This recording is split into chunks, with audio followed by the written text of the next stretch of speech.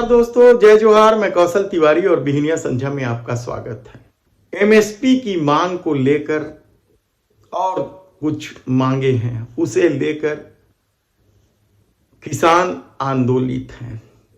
वे दिल्ली जाकर अपनी बात रखना चाहते हैं, लेकिन मोदी सरकार या उनके डबल इंजन की सरकार उन्हें दिल्ली नहीं पहुंचने देना चाहती।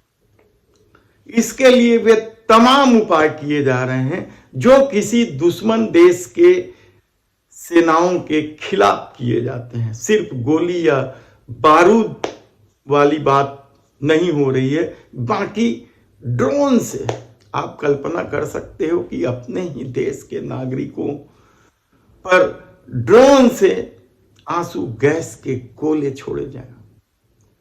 किसान रो रहे हैं, उनकी आंखों में आंसू है, लेकिन सरकार उन्हें रोकने के लिए आंसू गैस के गोले छोड़ रही है।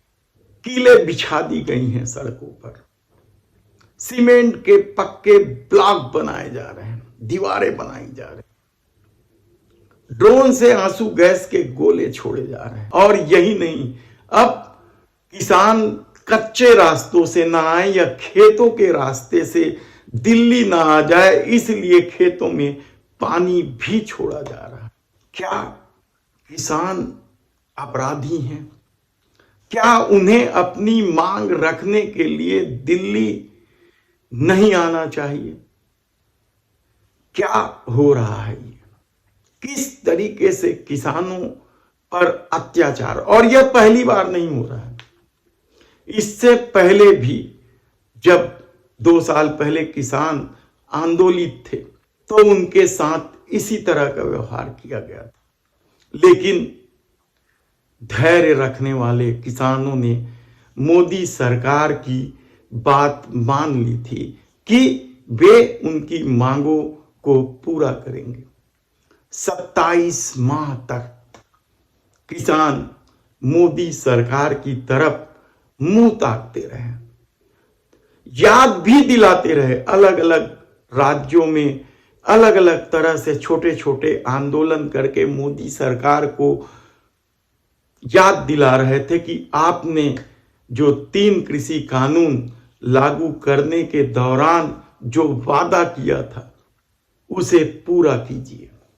लेकिन 27 माह जब बीत गए, सब्र का बांध टूटने लगा, तो किसान दिल्ली कूच का ऐलान कर दिया। लेकिन सत्ता को शायद किसानों की मांग माननी ही नहीं है, इसलिए उन्हें दिल्ली आने से पहले जहां जहां उनकी डबल इंजन की सरकार है वहां वहां रोकने के सारे इंतजाम किए जा रहे हैं। और हद तो तब हो गई जब कल हरियाणा के एक मंत्री विज ने कह दिया कि किसान आतंक फैलाना चाहते हैं। उन्हें आतंकवादी कह दिया, कहा जाए तो गलत नहीं होगा। और पहले भी कहा गया है खालिस्तानी, आतंकवादी, पाकिस्तानी, उस आंदोलन के दौरान भी कहा गया था। कल फिर कहा गया। स्वामीनाथन की रिपोर्ट कब लागू होगी? अब आरोप लग रहे हैं भारतीय जनता पार्टी यानी मोदी सत्ता के 10 साल में स्वामीनाथन कमेटी की रिपोर्ट की सिफारिशें कितनी लागू की गई, यह बताने की बजाय भारतीय जनता पार्टी कल कांग्रेस पर प्रहार करने लगी। और इस प्रहार की वजह थी राहुल गांधी ने कह दिया कि वे जब सत्ता में आएंगे तो एमएसपी की गारंटी देंगे। और जैसे ही राहुल गांधी ने यह कहा, भारतीय जनता पार्टी टूट पड़ी कि जब यूपीए की सरकार थी तो क्यों गारंटी नहीं दी गई, एमएसपी की गारंटी क्यों नहीं दी गई। लेकिन सत्ता में आने के पहले नरेंद्र मोदी जी ने क्या कहा था, ये पहले सुन लीजिए। मिनिमम सपोर्ट प्राइस हर किसान के लिए वो सरदर्द बना हुआ है, और सरकार के लिए वो मनमनसूबी करने का एक बहुत बड़ा तरीका बन गया है। एक राज्य में गेहूं का मिनिमम सपोर्ट प्राइस एक होगा, बगल के राज्य में दूसरा होगा।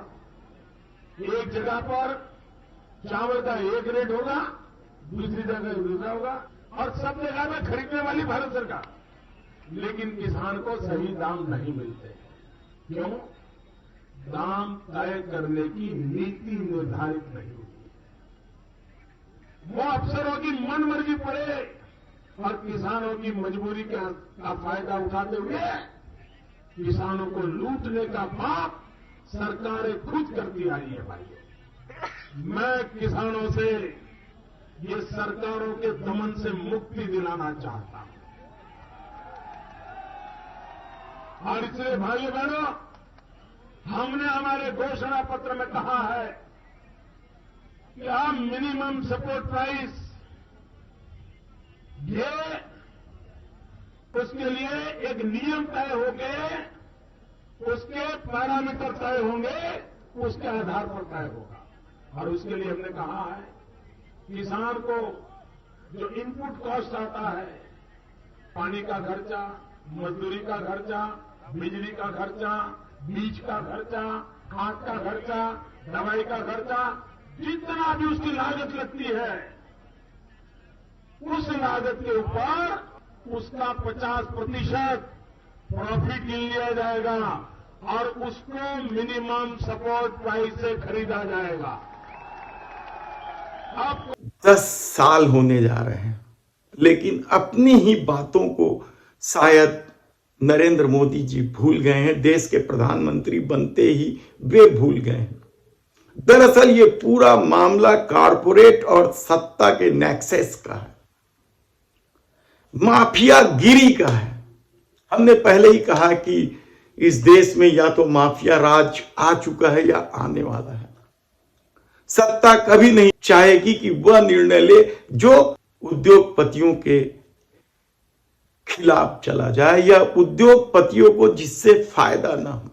हर हाल में उद्योगपतियों को फायदा पहुंचाना चाहती है सरकार। इसलिए हर क्षेत्र में आप देख लीजिए किस तरीके से पीएसयू बेचे गए, सार्वजनिक क्षेत्र की कंपनियां। और यही नहीं रुकी है सरकार, सार्वजनिक क्षेत्र की कंपनियों के शेयर भी बेचे गए मनमाने तरीके से। एलआईसी से लेकर कितनी ही कंपनियां जिसके शेयर सरकार ने बेचकर मुनाफा कमाया।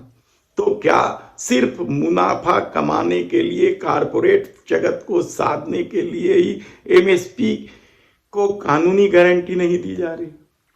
सवाल आप कई उठा लें इस दौर में, लेकिन इसका इसलिए मतलब नहीं है क्योंकि सत्ता पूरी तरीके से मित्र प्रेम में फंसी हुई है।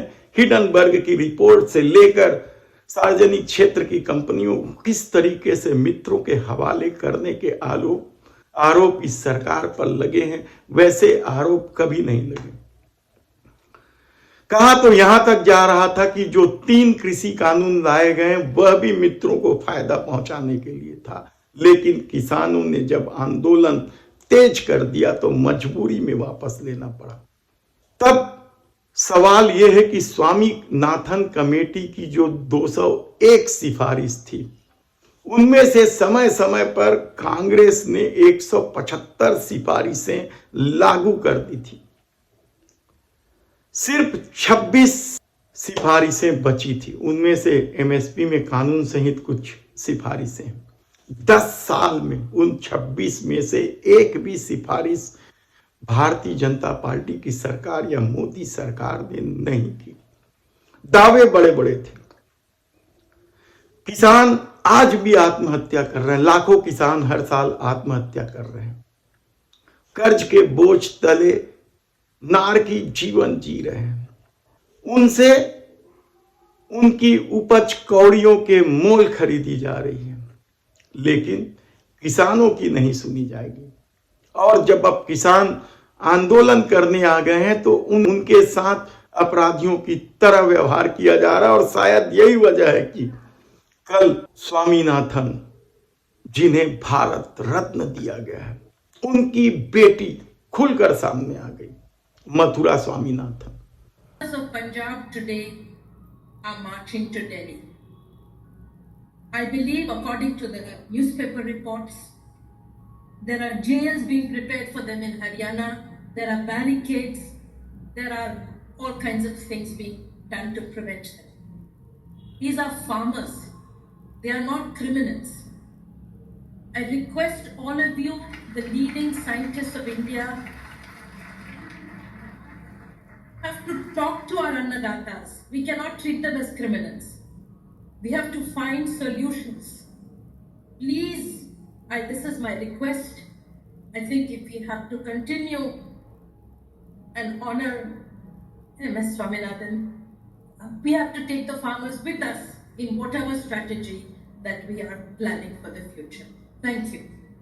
यानी आप सोचिए कि इस देश में क्या चल रहा है, किस तरीके से किसानों को कुचलने की कोशिश हो रही है, किस तरीके से खेत खलिहान, दिल्ली के बॉर्डर धुआं धुआं दिखाई दे रहे हैं और सरकार के प्रधानमंत्री विदेशों में मंदिर मंदिर घूम रहे हैं या मंदिर की प्राण प्रतिष्ठा करने में लगे। तो क्या आने वाले दिनों में सिर्फ धर्म के आश्रय ही राजनीति सधेगी? लोगों की परेशानियों का कोई मतलब नहीं रहेगा, महंगाई ऐसे ही बढ़ते जाएगी, बेरोजगारी से त्रस्त युवाओं को मंदिर का रास्ता दिखाया जाएगा, पहले पकौड़े के रास्ते दिखाए गए थे। सवाल ये नहीं है कि किसान किस तरीके से आंदोलन कर रहे हैं, सवाल तो ये है कि उन किसानों के साथ सरकार का रवैया क्या है। वे लगातार अपनी मांग को लेकर सड़कों पर हैं, लेकिन मांगे क्यों पूरी नहीं हो रही है? क्या दिक्कत आ रही है? 25 लाख करोड़ उद्योगपतियों के बट्टे खाते में फेंक दिए जाते हैं या डाल दिए जाते हैं, लेकिन 6-5 लाख करोड़ का मामला है किसानों का, उसे पूरा नहीं किया जा रहा है। सवाल आप खुद सोचिए कि यदि देश के अन्नदाता खुशहाल नहीं होंगे तो उस देश की क्या स्थिति होगी। धन्यवाद।